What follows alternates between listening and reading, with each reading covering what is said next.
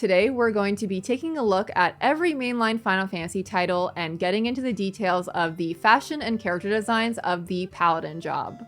Being neither a knight nor a white mage, the Paladin is quite a unique job that defines some of the series' most morally challenged characters. First introduced to us in Final Fantasy IV, the Paladin combines a mixture of both physical attacks and white magic that tie in directly with the personal challenges and circumstances of the individual character. So the term Paladin was first encountered in the English lexicon somewhere around 1592 from the Middle French word paladin, which derives from the Latin word palatinus, which roughly translates to of the palace. The term eventually became the paladin we now know today and was used to refer to high-level officials in the courts. The original usage of paladin to refer to the sort of characters we're going to be discussing today derives from the tellings of the 12 peers described in Charlemagne's 8th century court. These 12 paladins appeared in the French epic poem collection Chansons de Geste and were described as legendary knights and close advisors that defended their kingdom and beliefs against adversaries. Before we begin, I just want to mention that many characters I consider to be a paladin are quite speculative and some are not even officially confirmed. As the series progressed and more games were released, the paladin job saw many changes, including some translation discrepancies where knight in Japanese was often translated to paladin in English localizations. When determining what characters I am going to include, I always take into account the character's unique abilities, personalities, and their overall fashion archetype. I have also unfortunately not played every game in this list yet,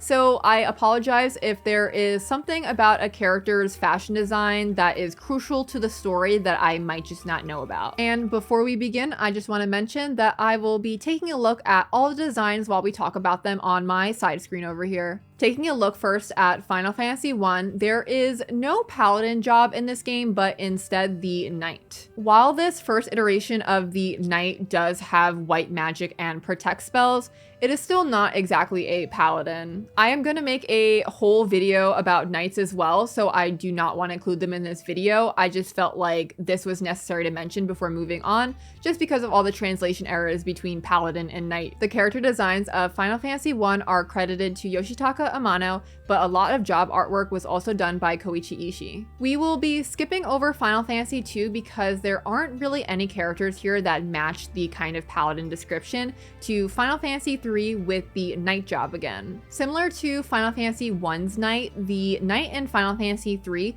also has support and cover abilities, but we start to see a little bit of a distinction being made between knight and paladin because the knight here has no white magic. And the job designs for Final Fantasy III are also credited to Yoshitaka Amano and Koichi Ishii. Later, in 2008, we get the Final Fantasy III DS remaster with a whole bunch of new character designs by artist Akihiko Yoshida. Just like in the original Final Fantasy III, we still only have the knight job, and they have basically all the same abilities.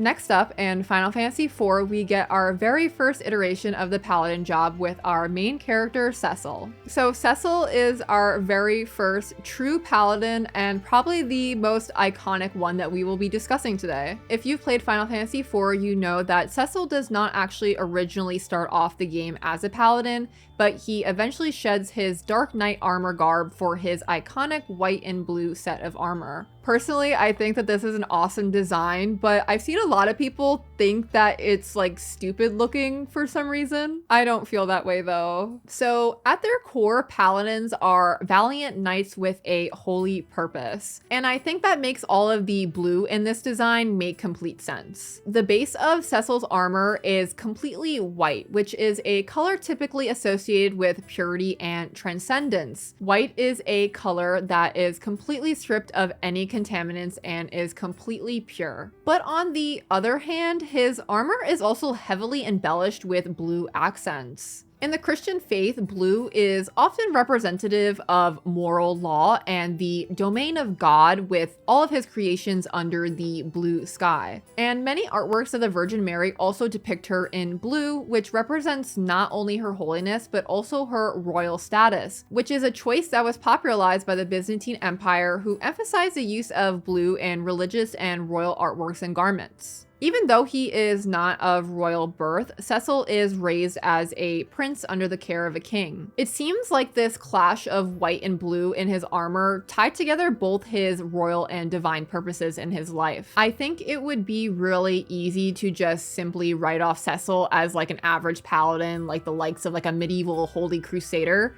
but I feel like the shapes of his armor are actually very reminiscent of Ottoman knights in the 13th century. In comparison to the typically more Western and European depictions of paladins that we typically see in media, the delicate and pointy shapes in his armor also kind of bring up imagery in my mind of Turkish shishak helmets. This style of helmet is pretty interesting because it also later on traveled down to Eastern Europe and was worn by many knights of Russian, Polish, and Hungarian descent as well. I feel like it is very befitting that they took inspiration from these soldiers because these real-life knights were very heavily tied to religion and royalty themselves. If we take a look at all of the adornments on Cecil's design, we can see a lot of beads, fringes, tassels, and also a cape, which are all allusions to Persian, Middle Eastern, and Indian fashion designs as well. I will not be going over his design in the After Years sequel just because I feel like it is really similar to his design in the original game. And the design for Cecil is credited to Yoshitaka Amano. Final Fantasy V is yet another title that only has mentions of the Knight class, so we will be continuing on now to Final Fantasy VI with General Leo. While General Leo is not directly expressed to us as a paladin,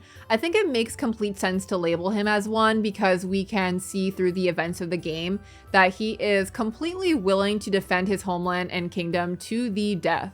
At first, it might be a little hard to justify him as a paladin with only my reasoning, but I think that if we actually take a look at the construction of his outfit, it is incredibly similar to a lot of our other famous paladin characters, just with a different color palette. Just as Cecil and many of our other paladins in future games, General Leo has a longed caped jacket and a sword at his side. And similarly to Cecil and his Ottoman influences, General Leo is also ornamented in tassels, fringes, and also some intricate patterns that are a little reminiscent of some Persian designs. It's definitely obvious that Leo is just not as armor clad as Cecil in comparison, but actually this is a design choice that we're going to see in virtually every paladin from this point forward. So I think it's really interesting that we can see the birth of this design philosophy kind of with General Leo. But despite this, the little bit of armor that Leo appears to be wearing on his chest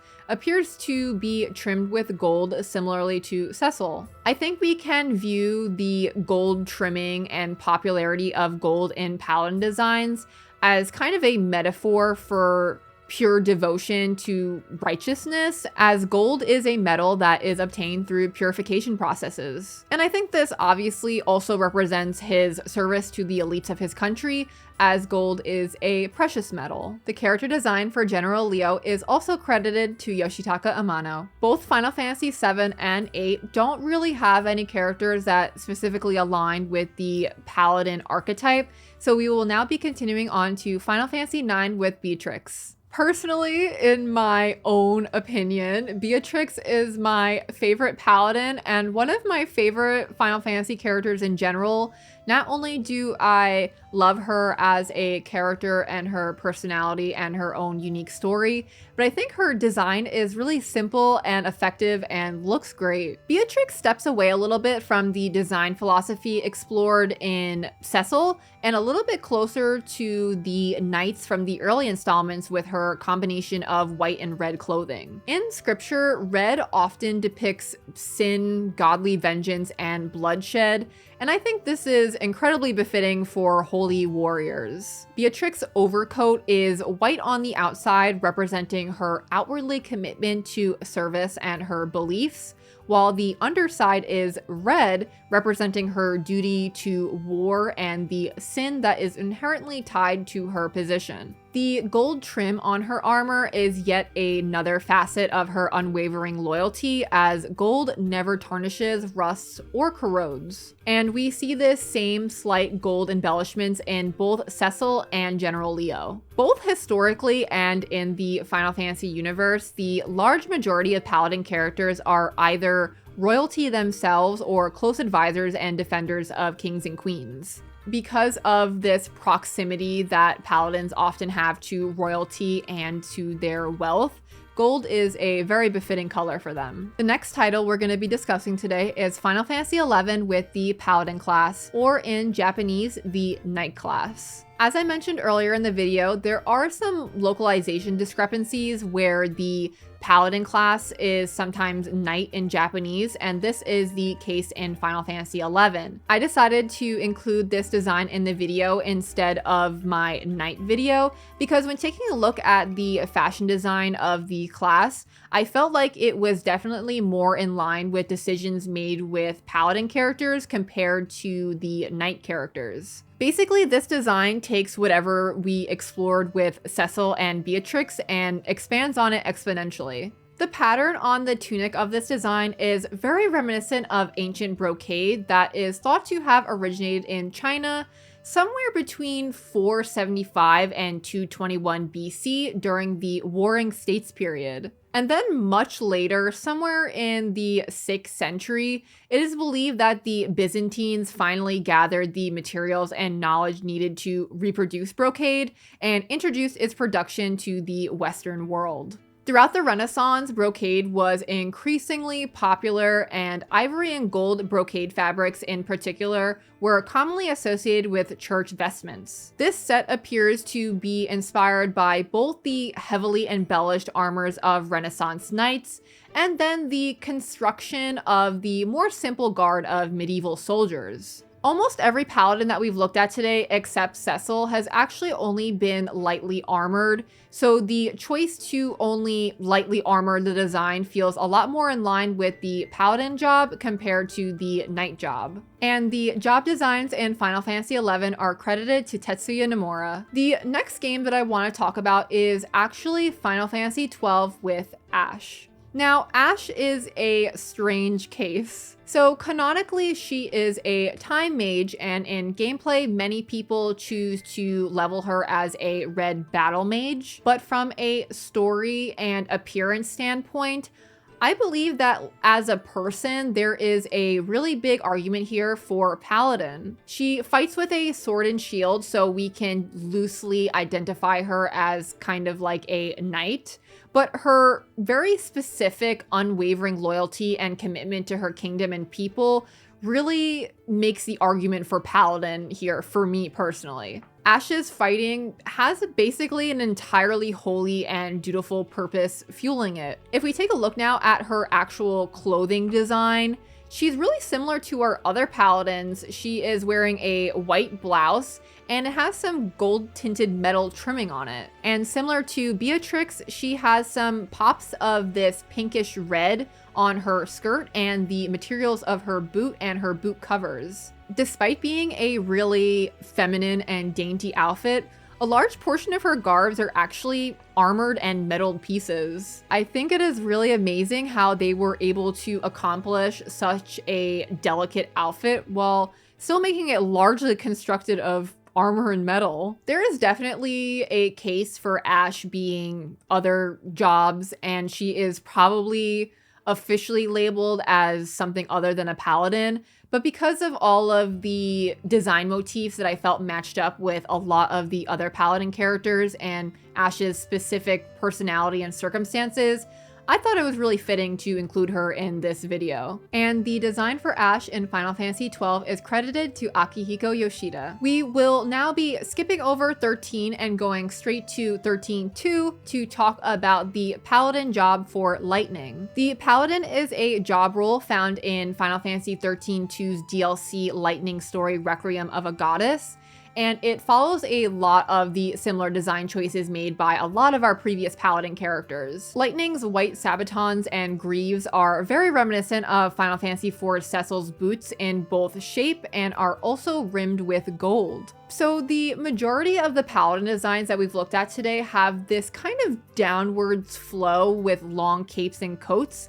and we see this with Lightning too, with her unique white feathered flowy cape extending from her waist. The use of these white feathers has this kind of angelic quality and tie in very well with the concept of Lightning's duty to this holy war she is experiencing. And this is also a concept that is really closely tied to Paladins. Her design here also incorporates some elements of Final Fantasy XII's Ashe and the Final Fantasy XI Paladin class, with the body conforming armor pieces and feminine clothing cuts. Basically every Paladin design that we've looked at today besides Cecil has a very sleek and body conforming design. I find this really interesting because I think while they are still armored and battle clad, it really differentiates them from knights who are typically more heavily suited. And then in Final Fantasy XIII Lightning Returns, we see Lightning again in a little bit of a different interpretation of the Paladin in the Paladin garb. This design is a lot more covered up than all of the other female Paladin designs we've seen previously,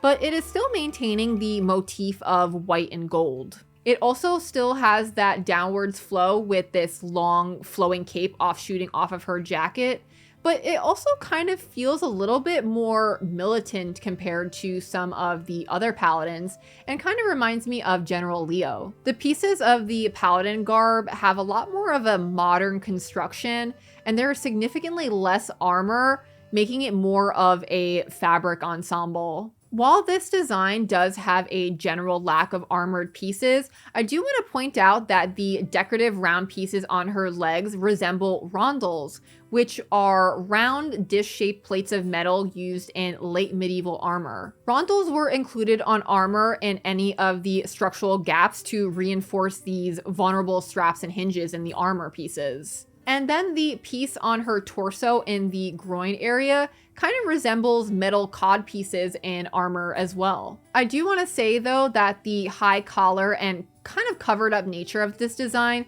does inherently feel very regal and religious. And also the black, white, and gold color palette is quite reminiscent of Baroque imagery. The design for the Paladin garb is also credited to Tetsuya Nomura. Moving on straight into Final Fantasy XIV, we are now going to be talking about the Paladin/Knight class. Similar to the franchise's other MMO game, Final Fantasy XIV also made a decision to localize Knight into Paladin. And this title in particular has quite a different take on the Paladin job. Compared to Cecil, who really stepped away from that Crusader, Templar kind of knight, this depiction is a lot more Western and a lot more of a traditional interpretation of a paladin. Every one of the gear sets feature a circlet of some sort, which definitely evokes holy and regal imagery from the get-go. It is also worth mentioning that many of these sets also feature decorative crosses, and they also feature a lot of classic Baroque color palettes like gold metals, silvers, royal blues, and white. The first paladin gear sets from Realm Reborn have a similar color palette to Cecil from Final Fantasy IV of blue, white, and gold, and the blue definitely conveys their royal standing and devout purposes for partaking in battle particularly. Also similar to Cecil, they are heavily armored and they have a long tunic underneath it, which is pretty interesting. The general construction of this set feels very similar to the set that we looked at from Final Fantasy XI with the shoulder pauldrons and the long central tunic. As we discussed, these longer cloaks or tunics have been a pretty staple piece for paladins in the series. Before moving on to the next set, I just want to say that the incredible amount of detail on these designs that we're going to be looking at is amazing. Like, it's breathtaking. I am always particularly impressed with Final Fantasy XIV and and just how amazing and detailed their armor sets look. Then in both the Heavensward and Stormblood sets, they feature a lot of red accents. And they are really reminiscent of Beatrix's design with her red and white cape. The Heavensward gear set has a very angelic circlet that resembles wings, and then throughout the armor on the chest piece, waist, and greaves are a little bit more angelic wing imagery. This, of course, reminds me a little bit of lightning. The long capes in these designs definitely feel more inspired by the earlier depictions in the series of paladins, and really makes that distinction between the knight class and the paladins, in my opinion. And then if we take a look at the Stormblood set, I think it is actually quite unique in that it features some black accents, which is not really done in the paladin design choices. This black, gold, and white color scheme remind me a lot of Lightning Return's paladin garb and overall feels very militant. Moving on to the Shadowbringer and Endwalker sets, they are by far the most armored paladins we've seen since Final Fantasy IV Cecil. These designs mirror the traditional Western concept of the 12 original paladins from Charlemagne's court the most. Golden gilding on armor was typically a virtue signal and an expression of wealth historically. While flaunting your riches might be seen as the complete opposite of piety, I'd say to think of it more of like flaunting their divine glory and the vast wealth of their faith. Gold, like we discussed earlier, is a precious metal that is obtained only by washing away all that is not gold. Following this same line of thought, we can assume that the gold elements can represent the paladin's steadfastness and incorruptibility. And then interestingly, and Endwalker, they take a little bit more of a orthodox route and make the design a lot less royal and embellished. This set in particular feels the most knightly and basically scrubs red from the design and features silver, a little bit of gold, and blue and white. I feel like this design is definitely our outlier when it comes to the paladin job and feels like it ties in a lot more with the knights of earlier titles. In reality, there is a plethora of artists that have worked on Final Fantasy XIV and its character designs, but Ayumi Name is commonly credited for the art direction and many of the character designs in this game, so for all intents and purposes, I will be crediting Ayumi Name for this design. There are not really any distinct paladin characters in either Final Fantasy XV or XVI. There is a little bit of a case for Clive being a paladin, as he is the protector of Phoenix and is very closely associated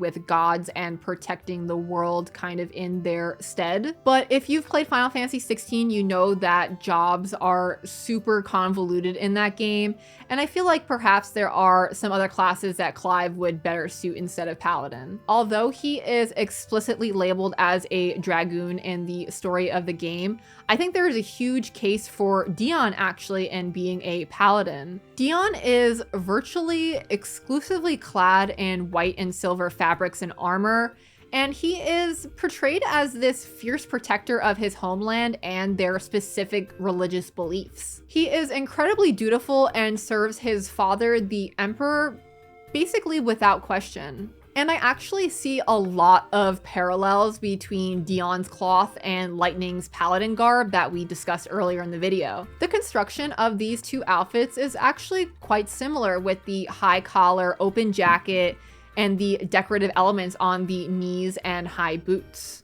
Taking all of this into account, Dion is also sporting a long cloak that is quite characteristic of our paladins thus far. Of course, in function, Dion is first and foremost a dragoon, obviously, but I think there is a pretty solid argument here for Paladin based on the substance of his character. And the character designs for Final Fantasy XVI are credited to Kazuya Takahashi. And with that, we have covered every mainline Final Fantasy Paladin. As always, feel free to leave a comment letting me know what your favorite Paladin character is and which design was your favorite or least favorite and why. I hope you enjoyed this next installment of my Fashion of the Final Fantasy Job series, and it would be really cool if maybe you even learned something along the way. And I will see you guys next time. Bye!